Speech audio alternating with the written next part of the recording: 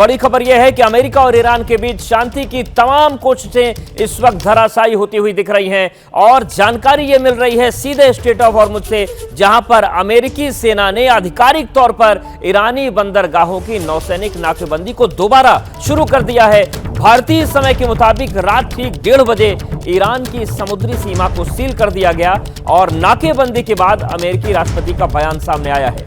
Donald Trump ने कहा है कि हॉर्मुज सिर्फ ईरान को छोड़कर बाकी दुनिया के लिए खुला हुआ है, लेकिन ईरानी कार्गो वाले जहाजों की पूर्ण रूप से नाकेबंदी रहेगी। तो हॉर्मुज को लेकर जिस तरीके की धमकी अमेरिका की तरफ से दी गई थी, उसे रात 1:30 बजे जमीन पर उतार दिया गया और नौसेना एक्शन में आई। और अब डोनाल्ड ट्रंप के हवाले से यह कहा गया है कि हॉर्मुज में पूरी तरीके से अमेरिका का कंट्रोल है और अमेरिकी नाकेबंदी में यह क्षेत्र आ गया है। उन्होंने यह भी कहा है कि जिस तरीके से समुद्री सीमा को सील किया गया है वो दुनिया के लोगों के लिए खुला है, लेकिन ईरान पर उसमें पाबंदी रहेगी।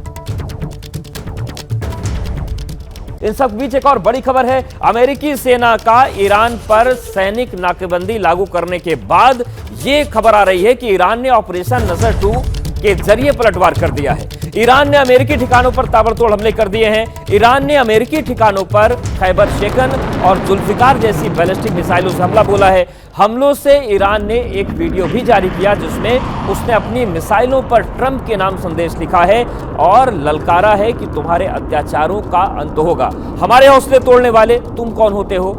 ये बातें मिसाइलों पर ईरान की लिखी गई हैं और लगातार ऑपरेशन ईरान की तरफ से भी किया जा रहा है। बैलिस्टिक मिसाइलों से हमला किया गया और देखिए दूसरी तस्वीर आपको दिखा रहे हैं। अमेरिका के लिए बाकायदा इस मिसाइल्स पर मैसेज लिखा गया है और इस मैसेज में यह कहा गया है सीधे ट्रंप को संबोधित करते हुए कि हमारे हौसले को तोड़ने वाले तुम कौन होते हो। जिस तरीके से सुप्रीम लीडर का सुपुर्दे खाक हुआ, उसके दौरान भी डोनाल्ड ट्रंप से बदला लेने की शपथ ईरान की तरफ से ली गई थी और अब जब ये युद्ध अपनी तरफ फिर से बढ़ रहा है, भीषण हो रहा है, इन सब के बीच ईरान के पलटवार की 2 तस्वीरें आपके सामने हैं।